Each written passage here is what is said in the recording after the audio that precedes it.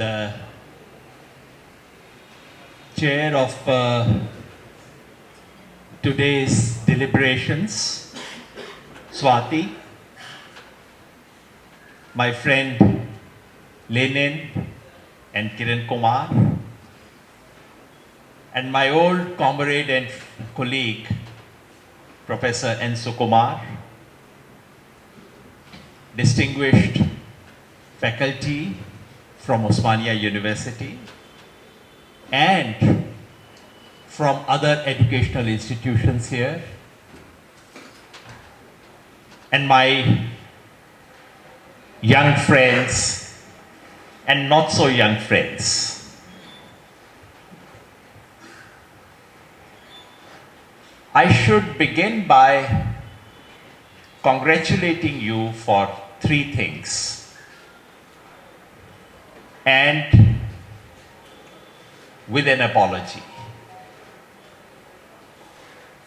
Congratulations, first of all, for having a woman as a chair of today's meeting.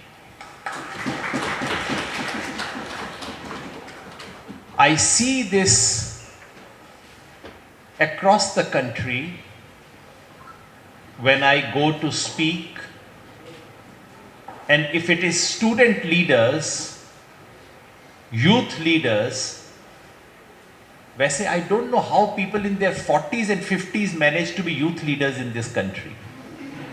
So I see all men sitting in a row,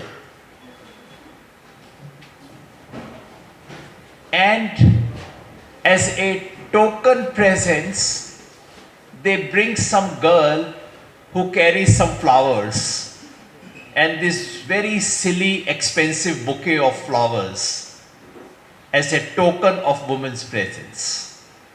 So I want to begin by congratulating you that you have not done that silly, stupid tokenism, that you have a woman of substance here.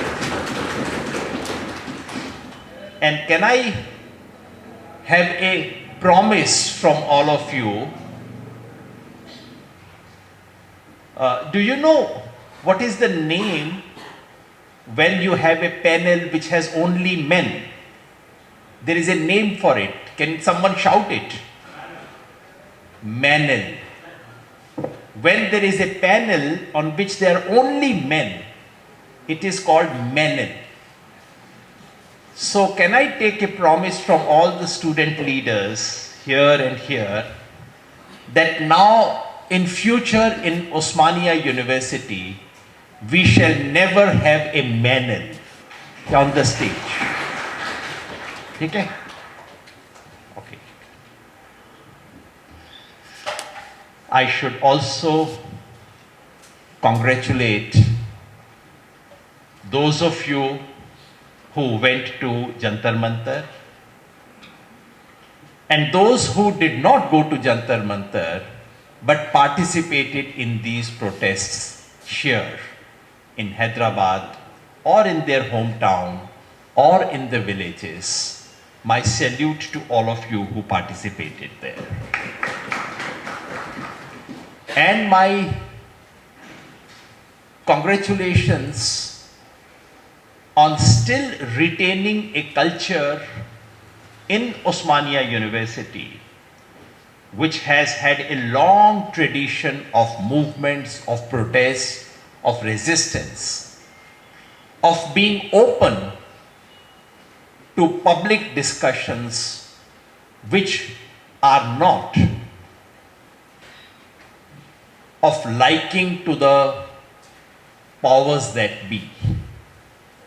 Unfortunately, in this country,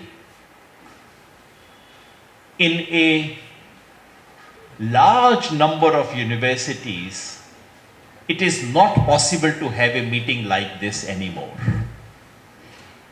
I cannot imagine a single university of Uttar Pradesh where you can have a meeting like this, where you can discuss our country, its future, democracy, normal things. You cannot have a normal discussion in this country. In 4 universities of this country, the gates of the universities were closed in order to prevent me from speaking. This is the situation in this country. So I should congratulate you that you have a culture here where you can discuss things openly, you can dissent, you can say things that Mr. Modi may not like, and tomorrow you may also say things that Mr. Revanth Reddy does not like. Doesn't matter. University is to debate things openly, to talk openly. Congratulations for retaining that public culture.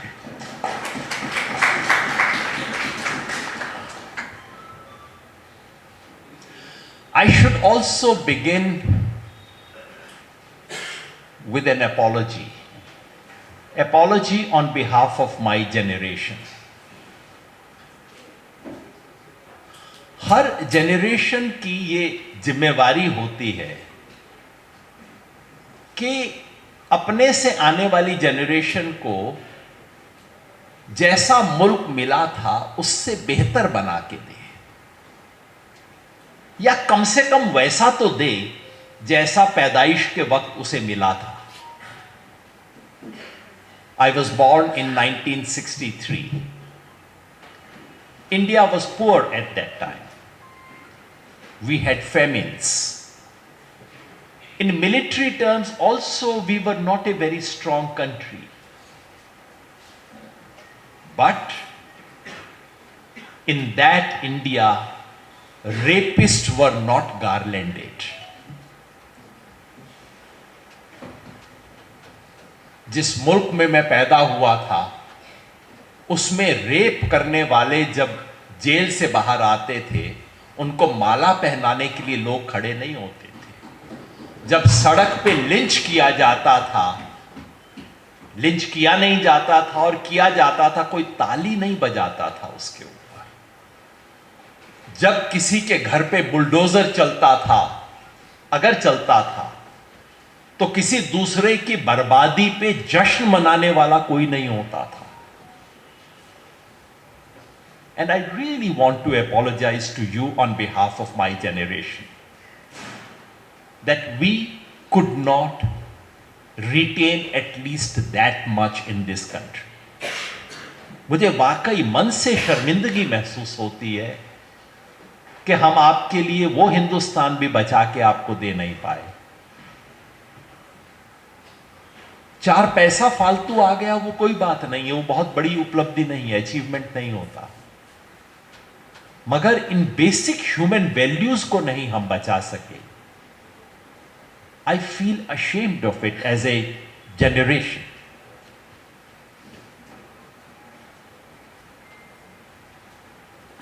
But when I hear you, when I hear the young people today, when I heard Ansar, your energy, I heard Ruchit, your clarity, I heard Arunya, your poise, your reflection,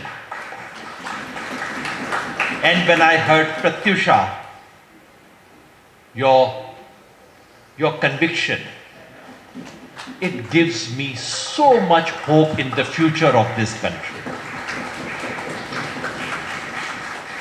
हम लोगों ने जो नहीं किया वो आप कर सकते हैं, मुझे इसका भरोसा है.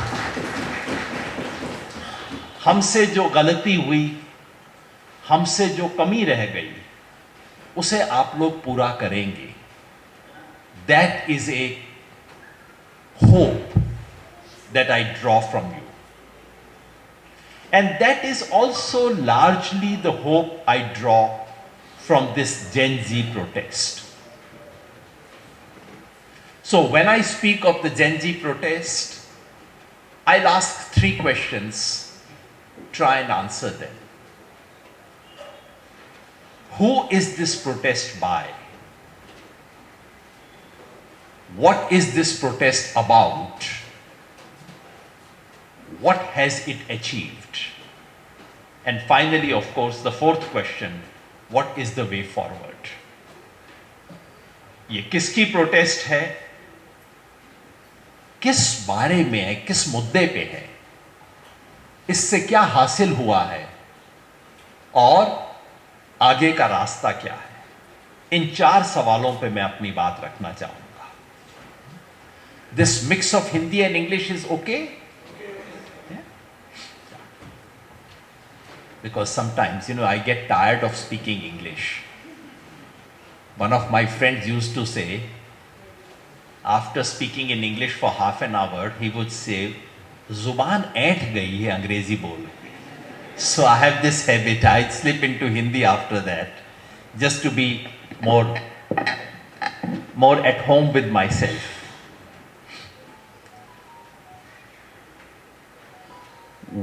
Who is this movement by?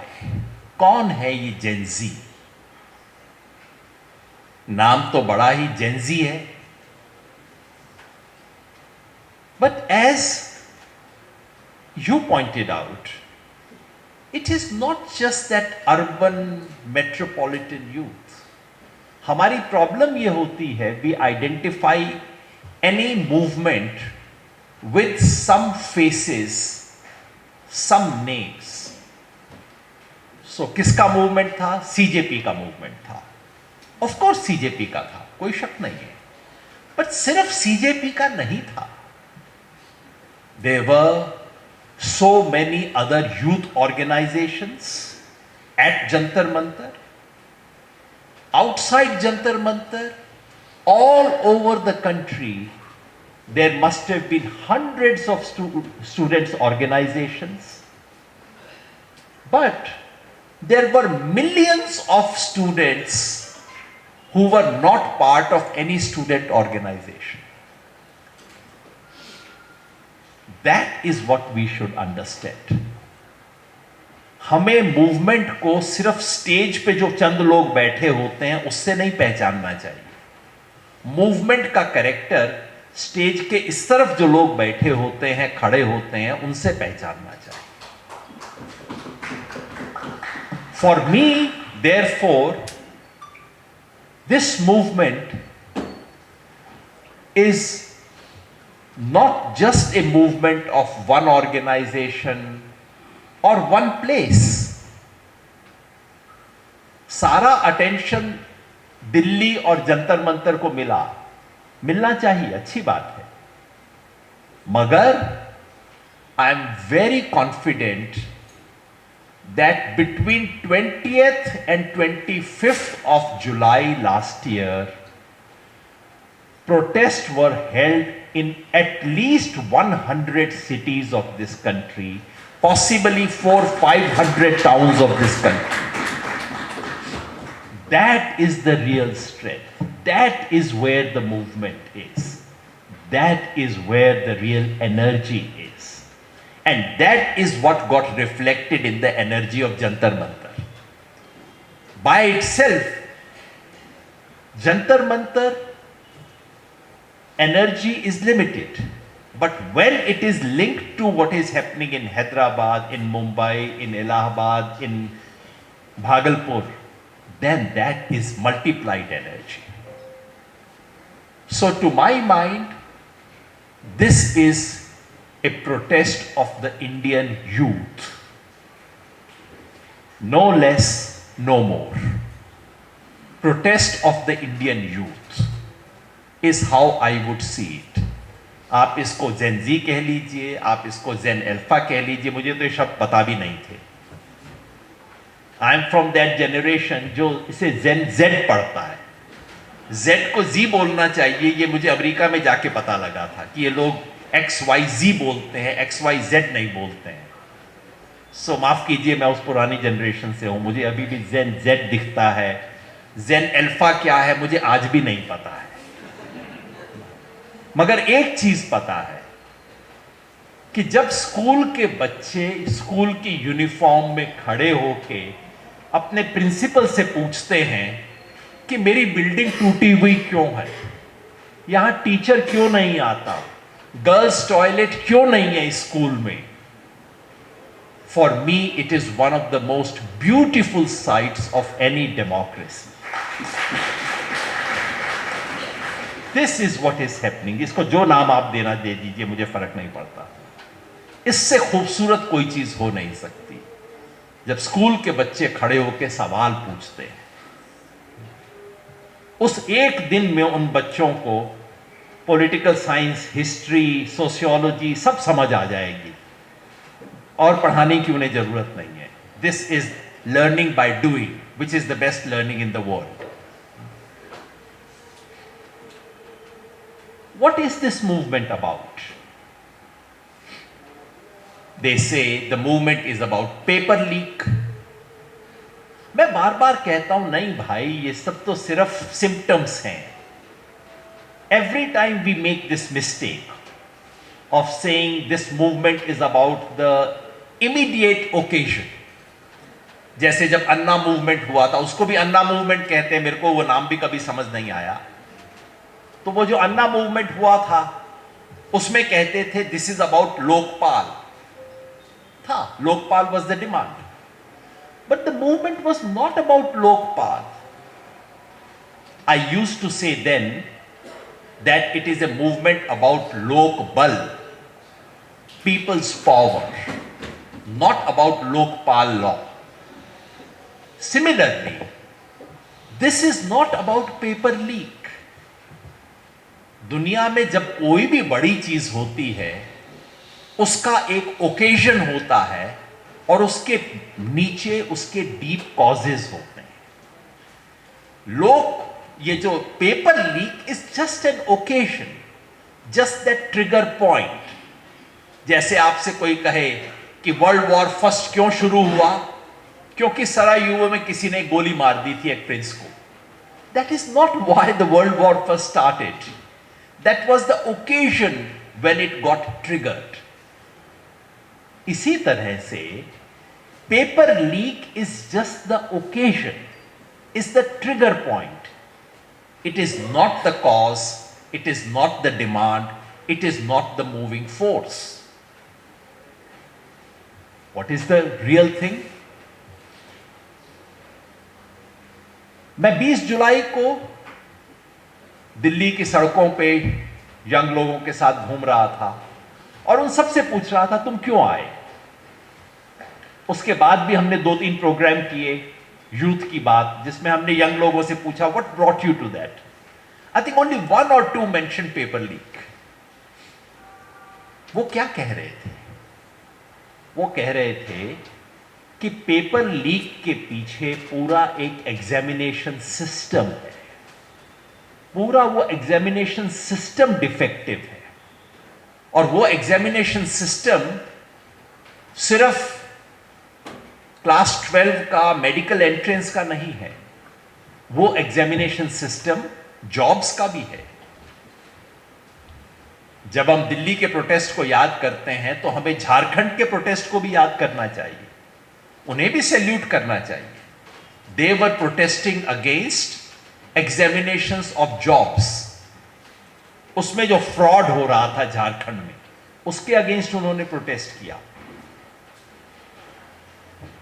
So it is about the entire examination system, but it is not limited only to examination system.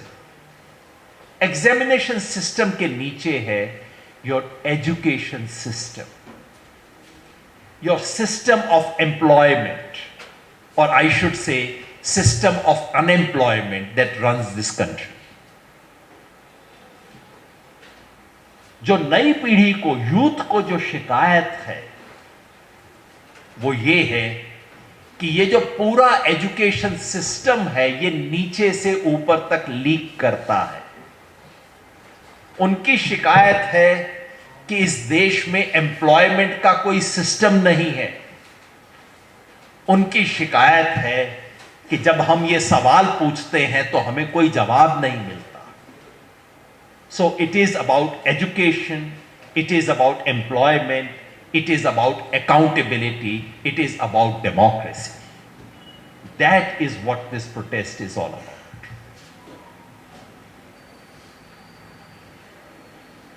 जिसे हम एजुकेशन कहते हैं। हर यूनिवर्सिटी के गेट पे एक सुंदर सा कोई संस्कृत का श्लोक लिखा होता है, पता नहीं आपके उस्मानियाबाद में क्या लिखा है। ज्यादातर यूनिवर्सिटीज में एक सुंदर सा लिखते हैं, विद्या वो जो आपको विमुक्त कर दे। इतनी सुंदर बात है, ऐसा कुछ नहीं होता किसी भी यूनिवर्सिटी में। Our Indian higher education system is a mechanism for intergenerational transfer of inequality. बहुत हार्श बात है, बुरी बात है, लेकिन सच है। बड़े बाप का बेटा बड़ा अफसर बने और गांव के मजदूर की बेटी चुपचाप से घर में जाए, दिहाड़ी की मजदूरी करे, ये एंश्योर करने के लिए जो सिस्टम है उसका नाम है हायर एजुकेशन इन इंडिया। हर तरफ गेट लगा रखे हैं, दरवाजे बंद कर रखे हैं। पुराने जमाने में क्या कहते थे, बड़े बाप का बेटा है, इसको तो बड़ा बनना ही चाहिए, फ्यूडलिज्म था। अब डेमोक्रेसी है, उसमें तो आप ऐसा कर नहीं सकते कि बड़ा बाप है, इसको तो बड़ा पोजीशन मिलना चाहिए।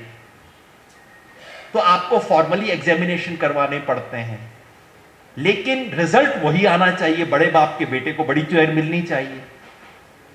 और हमारा सारा एजुकेशन और एग्जामिनेशन सिस्टम ये एंश्योर करता है, बड़े बाप का बेटा या बेटी ऐसे स्कूल में जाएगी जिसमें मजदूर का बेटा कभी नहीं जा सकता, उसको उस लैंग्वेज में एजुकेशन मिलेगी जिसमें साधारण इंसान को कभी नहीं मिल सकती। उसको आगे ऐसी यूनिवर्सिटी में भेजेंगे जहां यूनिवर्सिटी का नाम सुन के आप कहेंगे अच्छा यहां से आए हैं, एकदम नौकरी मिल जाएगी।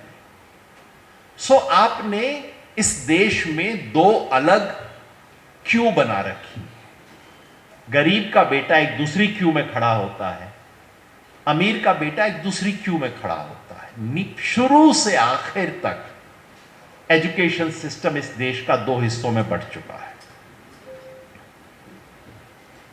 Till my father's generation, I'm sure many of you would remember, for in your cases, your grandfather's generation, but in my case, my father's generation, they all studied in the same Sarkari school. Everyone studied in a Sarkari school. By the time it came to my generation, some of us with some privilege studied in private schools. But those private schools were like Sarkari schools. I studied in a Khalsa school, private aided school. I learned my ABCD in class 6. And so it was technically private, but it was like a Sarkari school. At least it was a common school. So many of my classmates came from a farmer's family and went back to do farming. So at least I connected to the society. By the next generation, today, as Sukumar Garu said, today government schools all over India are only for Dalit, Adivasi or poor children. No one with even slight money sends their children to any Sarkari school. So you have two systems completely. When I went to the university, some of the best all the best universities of this country were public universities. There were no private universities. मुझे तो पता भी नहीं था कि private university कोई हो सकती है। सब बड़े लोगों के बच्चे भी दिल्ली यूनिवर्सिटी, JNU, हैदराबाद, उस्मानिया, इस सब में पढ़ते थे। इस देश के एलीट के बच्चे पब्लिक यूनिवर्सिटीज में पढ़ते थे, इसलिए पब्लिक यूनिवर्सिटीज के पास पैसा था, बड़े प्रोफेसर लोग पब्लिक यूनिवर्सिटी में आके पढ़ाते थे। अब क्या हुआ है?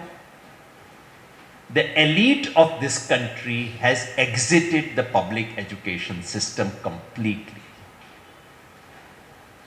किसी बड़े बाप का बच्चा लगभग किसी भी पब्लिक यूनिवर्सिटी में नहीं जाता है। और अब सिर्फ 5-7 पब्लिक इंस्टीट्यूशंस हैं जिसमें इस देश के एलीट को इंटरेस्ट बचा है, विच इज IIT, IIM, इनमें बचा है। 5-10 साल में इससे भी डिसइन्वेस्टमेंट हो जाएगा। So the tragedy, and I really want all of you to think about it, because this is one of the biggest questions of our time. We are living at a historic moment when large number of students from very disadvantaged background are coming for the first time to universities. जिनके माँ बाप ने, जिनके खानदान में किसी ने university का मुंह नहीं देखा था, वो यूनिवर्सिटी में आ रहे हैं। It should be a beautiful moment. इससे खूबसूरत बात किसी मुल्क के लिए क्या हो सकती है कि जिनके माँ बाप ने, जिसकी पूरी फैमिली में किसी कोई कॉलेज नहीं गया, वो जब पहली बार कॉलेज आता है, कितनी बड़ी बात होती है वो। That is what is happening today. It's a moment to celebrate. मगर जैसे ही ये लोग आने लगे, हमारे पब्लिक एजुकेशन के दरवाजे बंद हो गए। हमने पब्लिक एजुकेशन में डिसइन्वेस्ट कर दिया। पब्लिक यूनिवर्सिटीज को पैसा नहीं दे रहे हैं। पब्लिक यूनिवर्सिटीज में टीचर्स नहीं है। I don't know about Osmania, but all over the country not a single university fills positions. 10 faculty members होने चाहिए, 2 परमानेंट हैं, 3 गेस्ट फैकल्टी हैं और उससे डिपार्टमेंट चला रहे हैं। What kind of a joke is it? जिस दिन गरीब का बच्चा आपकी यूनिवर्सिटी में पहुंचा, आपने यूनिवर्सिटी से टीचर्स बाहर निकाल दिए। This is the reality of what's happening in this country. This is the question those children in schools are asking. इस देश के सरकारी स्कूलों में हकीकत यह है कि हमारे गांव के स्कूल में पढ़ने वाले 50% बच्चे, क्लास 5 में पढ़ने वाले 50% बच्चे क्लास 2 की टेक्स्ट के 2 सेंटेंस नहीं पढ़ सकते हैं। This is not my personal observation.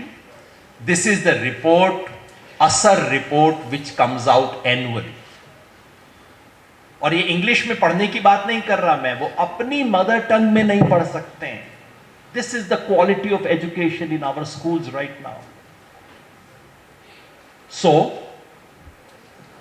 to my mind, this movement is about asking these fundamental questions of our education system.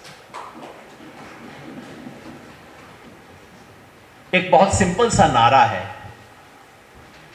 हम हिंदी में बोला करते थे, सबको शिक्षा, समान शिक्षा, सार्थक शिक्षा. This should be the ideal for any society. Universal education, equal education, quality education. Why can't we demand that? In this country, we are being told that we are 1 trillion economy, we are 3rd largest or 4th largest economy. All these are bogus figures, incidentally. We are so large in population that we are number 3 or 4 in everything. We are number 3 or 4 in dacoits of this world, in thieves of this world, in malaria, in typhoid, and in GDP. Because our numbers are so large, so there is nothing to take pride in these things. But because the government says, we are growing so fast, we have done so well. Okay, you have done so well. Please give more money to Osmania University. Please allow HCU to work. Give money for government schools. Allow government hospitals to work. Then I would believe that this country is progressive. तब मुझे दिखेगा growth है आपके पास, prosperity है. I don't see that. This is about employment. What we have is jobless growth. Growth हो रहा है, jobs नहीं बढ़ रहे. This movement, to my mind, is about asking those questions. The youth of this country are asking a very simple question. Do I have a future? You are running this country, Mr. Modi. You are running this country, Mr. Reddy. Tell me, do I have a future? मेरे ख्याल से this movement, this protest is essentially about this question. Everything else is a matter of detail. Everything else falls into place. So what has this protest achieved so far? Resignation of the minister. वैसे मैं आपको बताऊं,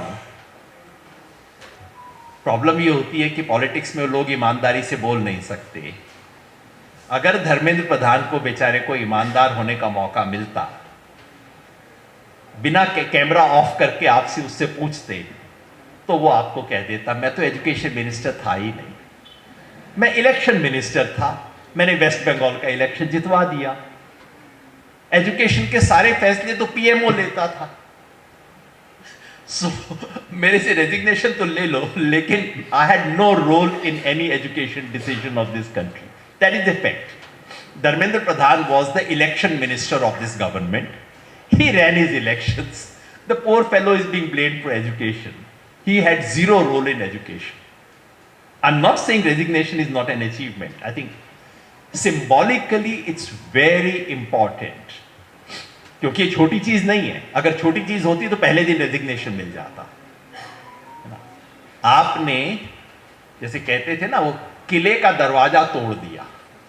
किले का दरवाजा तोड़ने का मतलब होता था कि अब एक एम्पायर के, पूरा एक एम्पायर होता था, उसका एक छोटा सा किला होता था, लेकिन उस किले का दरवाजा आप तोड़ सकते हैं नहीं. That used to be the real thing. So Dharmendra Pradhan does not matter, मगर आपने किले का दरवाजा तोड़ दिया है. That is what matters. This movement has brought in new leadership and I welcome it.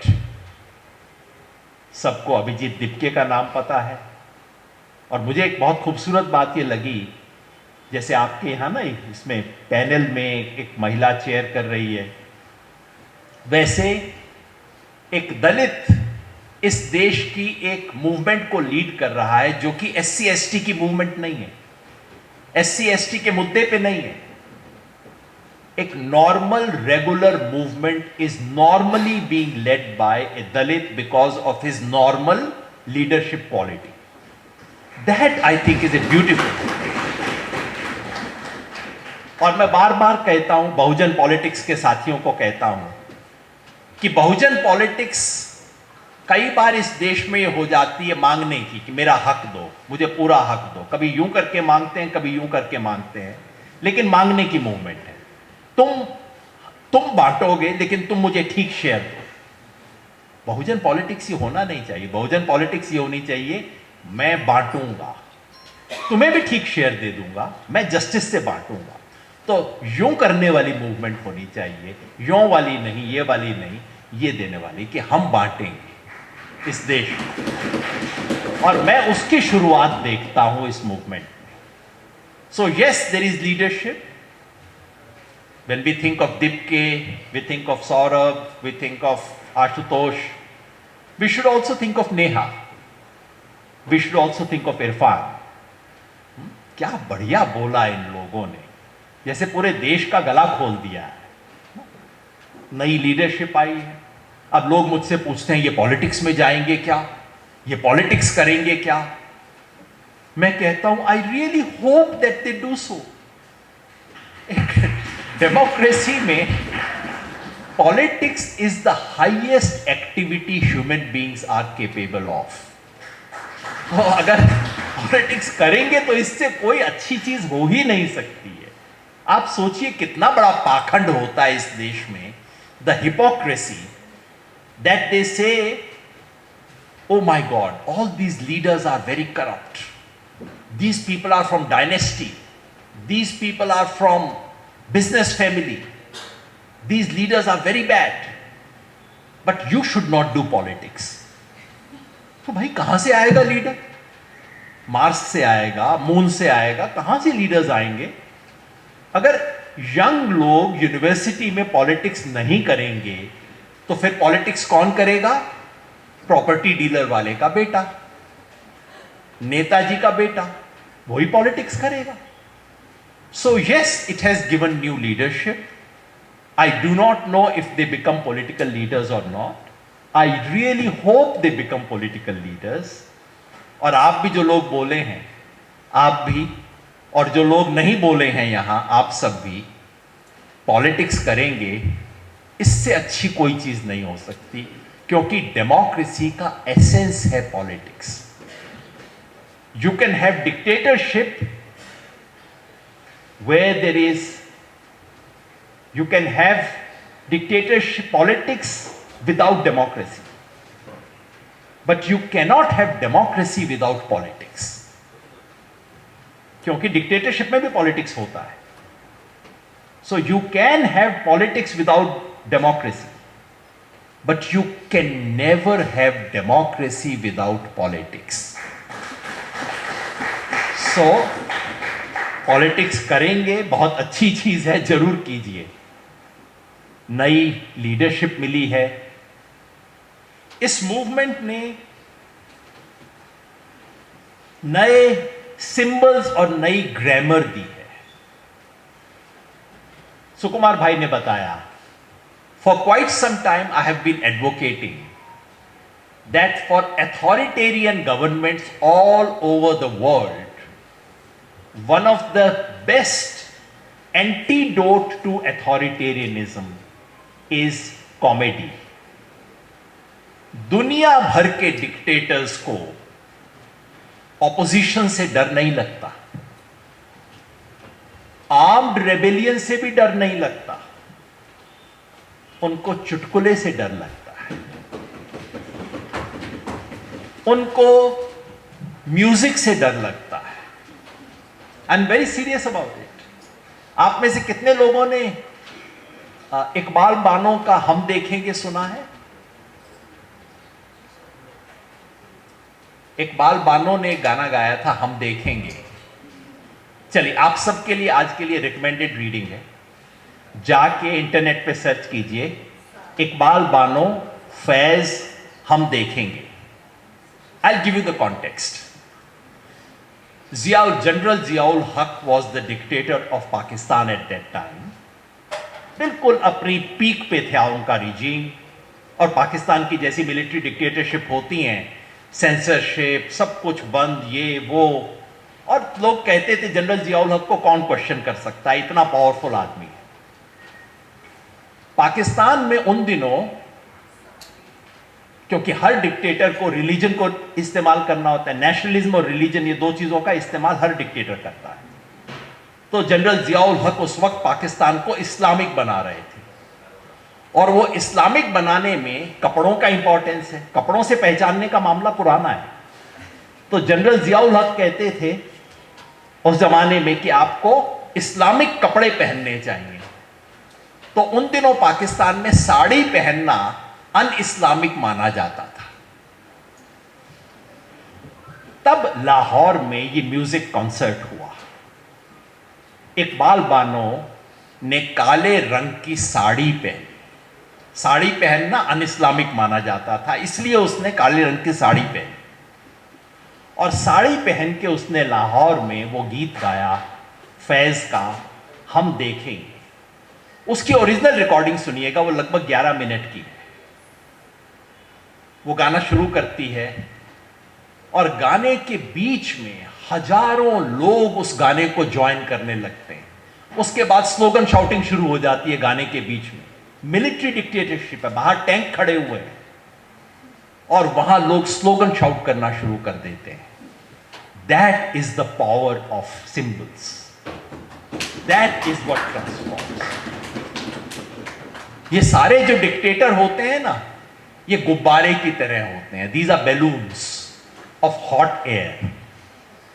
बस कोई एक ऑल पिन से पंक्चर कर दे, पंक्चर छोटा सा होता है, सारी गैस निकल जाती है बाहर। This is exactly what the youth protest has done to the rulers of this country. You have brought in new symbols, new grammar. वो मेरी ग्रामर नहीं है। इंस्टाग्राम मैं तो ज्यादा जानता नहीं था, हाँ मोदी जी से ज्यादा अच्छा जानता हूं। जैसे मोदी जी करते हैं उतना खराब नहीं करता मैं, लेकिन मेरी जनरेशन का नहीं है इंस्टाग्राम।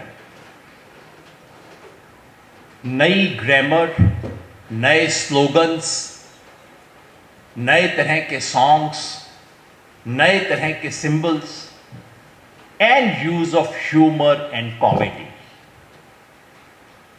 क्योंकि जैसा आपने कहा, डिक्टेटर को आप कहिए जल्लाद है, उसे फर्क नहीं पड़ता। उसे आप कहिए जालिम है, उसे फर्क नहीं पड़ता। आप कहिए जोकर है, पागल हो जाता है, उसको समझ नहीं आता क्या करूं। This is what it has done. इस पे थ्योरी भी है, वैसे बाद में कभी आप पढ़ना चाहें, सोशल साइंस में इंटरेस्ट हो, read someone called Popovic. Popovic is a writer thinker about mass protest, और वो कहते हैं dilemma action. So Popovic dilemma action, इसको सर्च कीजिएगा, you will get something very interesting for you to read and follow.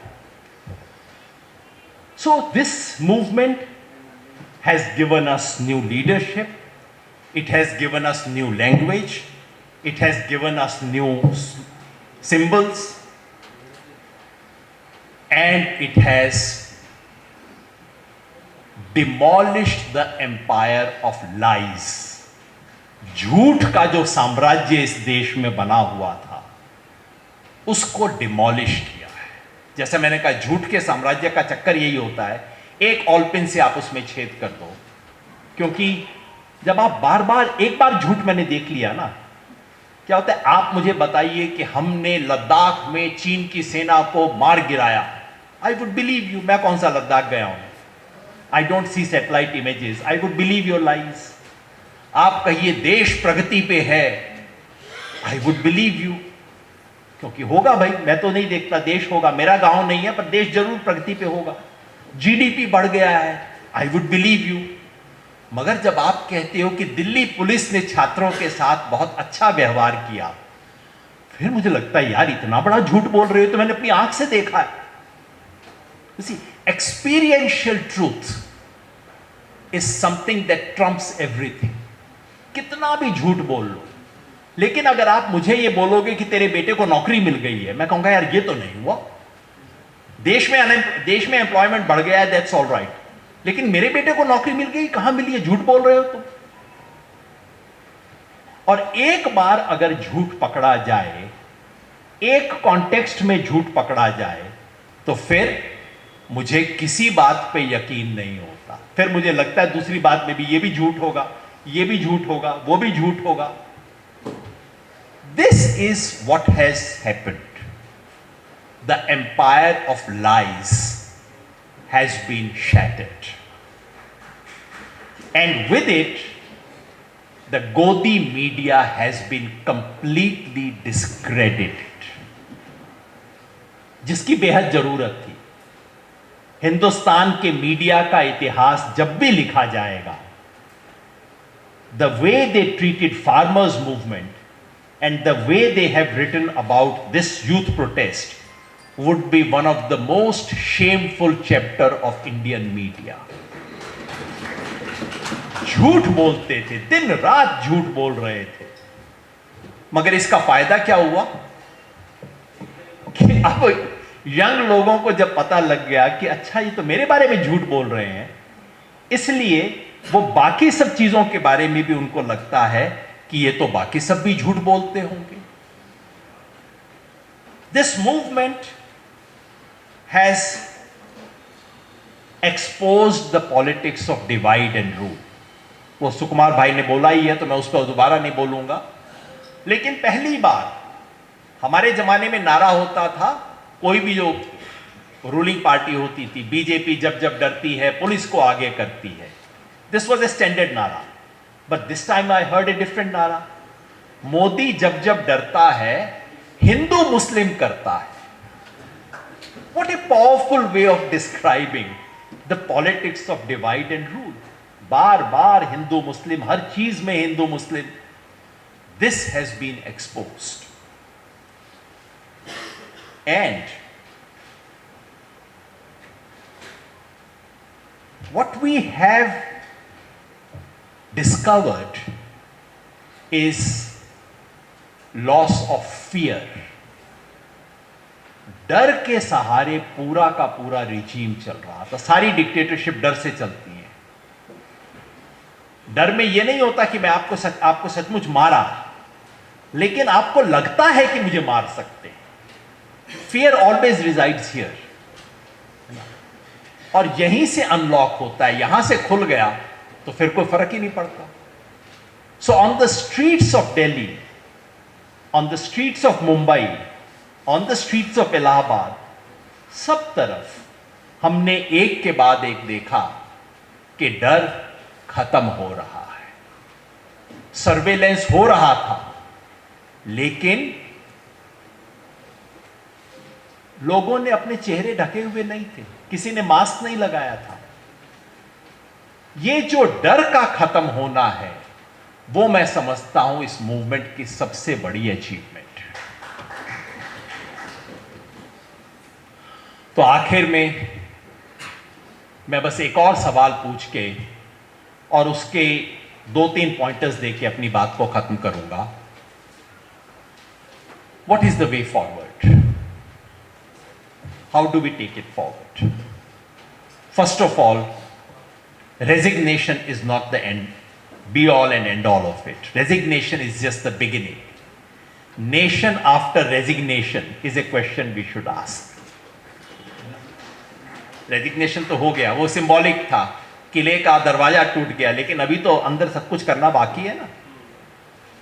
So the way to take this movement forward, first of all, is to do exactly what the CJP leadership is doing, and I want to compliment them, I want to salute them for what they are doing.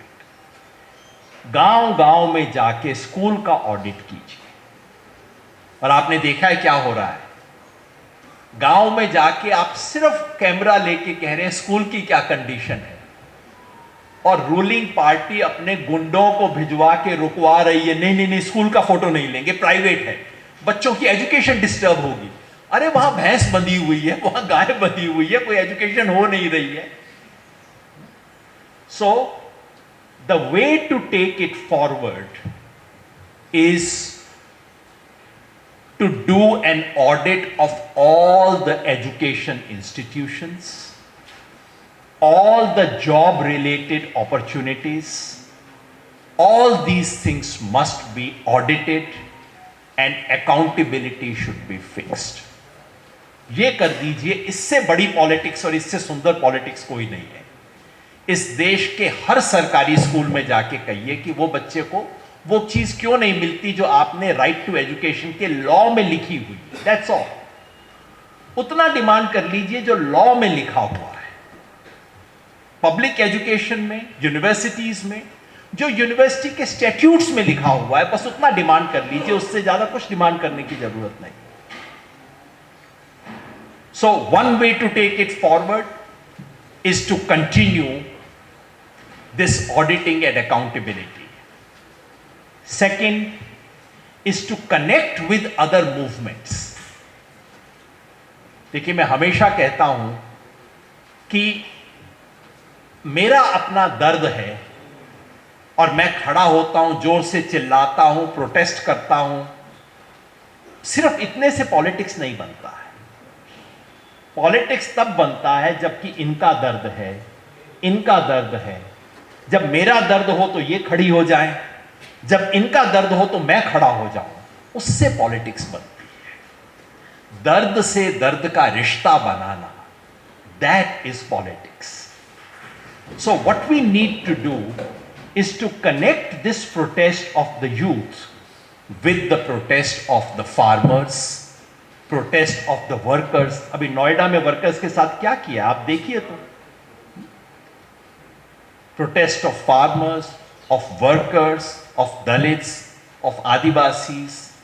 जरा देखिए मध्य प्रदेश में Ken Betwa project में आदिवासियों के साथ क्या हो रहा है इस time. Connecting all these protest is infusing energies, और वो एनर्जी जो है वो देश बदलने वाली एनर्जी होगी, देश बनाने वाली एनर्जी होगी। तीसरी बात, we have to strengthen it in terms of ideas। When I was young, we had opportunities of study camps। एक एक हफ्ते के हमारे ट्यूटोरियल हुआ करते थे यूनिवर्सिटी के बाहर, हमें 10-10 दिन तक बैठा के लोग पढ़ाते थे, पॉलिटिक्स क्या है समझाते थे। आजकल शायद ये नहीं होता, but we need to do that. We need, because आज अगर मोदी, बीजेपी और आरएसएस पावर में हैं तो इसलिए हैं because they have won an ideological battle, and people like us who want to defend the constitution of this country, we have lost an ideological battle। We have to regain that ideological battle। उसके लिए हमें ideas को strengthen करना होगा, और ideas को strengthen करने के लिए हमें पढ़ना होगा, सोचना होगा, लिखना होगा। यूनिवर्सिटीज ये काम करती हैं, लेकिन यूनिवर्सिटीज पूरा काम नहीं करती। यूनिवर्सिटीज सिर्फ एग्जाम लेती हैं और डिग्री देती हैं, पढ़ाई नहीं करती, नॉलेज नहीं करती। उस्मानिया यूनिवर्सिटी जरूर करती होगी, लेकिन बाकी नहीं करते। पढ़ाई और नॉलेज यूनिवर्सिटीज में नहीं होता, डिग्री और एग्जाम्स होते हैं यूनिवर्सिटीज में। वो कैसे होगा, उसके लिए हमने एक इनिशिएटिव शुरू किया है। सुकुमार गारू ने उसके बारे में जिक्र किया, Jana Gana Mana. It is not a political organisation. आप जिस मर्जी ऑर्गेनाइजेशन से हैं रहिए, अपना काम कीजिए, ऑर्गेनाइजेशन का झंडा ऊपर उठा लीजिए, लेकिन साथ में कुछ समझ भी लीजिए, पढ़ लीजिए। तो इसके बारे में एक अंडरस्टैंडिंग बन सके, उसके लिए we have started this initiative called Jangan Man. हमारे साथी राजा कार्तिकेय यहाँ हैं, किरण बिस्सा भाई भी यहीं पे थे, वो आपको उसके बारे में 2-4 बात बताएंगे। तो आप में से जिन लोगों को इंटरेस्ट हो, या आपको पता है कि आपकी किसी और साथी को इंटरेस्ट होगा, if you know of someone else who may be interested, please give their names, please connect with that, because ये जो सारी अथॉरिटेरियन पावर है वो इसलिए है कि उसको अपोज करने वाले हर इंसान को लगता है कि मैं तो अकेला हूं, वो सब इकट्ठे हैं, मैं अकेला हूं। द डे यू डिस्कवर कि आप अकेले नहीं हैं, आपके साथ बहुत लोग हैं, then the power of dictatorship vanishes। सो ये हमें करना है आइडियाज के लेवल पे। और चौथा और आखिरी चीज, इस देश में इलेक्शंस जो हैं वो इस वक्त इस बुरी तरह से कैप्चर हो चुके हैं कि इलेक्शंस का लोगों के वोट से कोई खास मतलब नहीं बचा है। एक डेमोक्रेसी में वोटर डिसाइड करते हैं कि सरकार कौन होगी। अब सरकार डिसाइड कर रही है कि वोटर कौन होगा। This is SIR. अलग अलग कैंडिडेट्स कॉम्पीट करते हैं, सब कैंडिडेट्स कॉम्पीट करते हैं। यहां रूलिंग पार्टी तय करती है कि किसका नॉमिनेशन रिजेक्ट करवा देना है। What is this competition? ये तो चाइना में भी होता है। चाइनीज कम्युनिस्ट पार्टी कहती है कि इन 3 लोगों में कॉन्टेस्ट होगा और वोट सिर्फ ये लोग देंगे। Then what is the difference? So we have to fight for clean, transparent and honest elections in this country। क्योंकि तभी अकाउंटेबिलिटी आ सकती है, तभी आप नेताओं से जवाब मांग सकते हो। जब तक नेता को पता है कि कोई फर्क नहीं पड़ता, इन्हें करने दो बक बक, इलेक्शन तो मैं जीत ही जाऊंगा, then how does it matter? So we have to work on all these fronts together. I want to congratulate all of you again. यहाँ पे कोई नलसार से है? Anyone from नलसार? No. अगर आपके दोस्त हो नलसार में, please convey my congratulations to those 400. आपने अपनी इंस्टीट्यूशन का नाम ऊंचा किया है, आपने हैदराबाद का नाम ऊंचा किया है, उन 400 लोगों ने जिन्होंने लिखा। लिखते वक्त जरूर डर लगा होगा, सिग्नेचर करते वक्त लगा होगा कोई पंगा ना हो जाए। फिर जब बार एसोसिएशन का लेटर आया तो कुछ को जरूर कांपा भी होगा, लेकिन जब इकट्ठे हो जाते हैं कितनी ताकत होती है, देखिए वो ताकत आपने दिखाई है। आखिर में सिर्फ इतना कहना चाहता हूं, मेरे एक दोस्त हैं Gandhian, Kumar Prashant, Gandhi peace foundation के चेयरमैन। यूथ प्रोटेस्ट के बाद मैंने उन्हें बुलाया बोलने के लिए। उन्होंने मुझे कहा, योगेन, हम लोग खामखा अपने कंधे पे इतना बोझ लेके घूमते थे, तुम और मैं, मेरे से थोड़े से 5-7 साल बड़े हैं। उन्होंने कहा, तुम और मैं सोचते थे कि जब तक हम कुछ नहीं करेंगे ये देश नहीं बचेगा।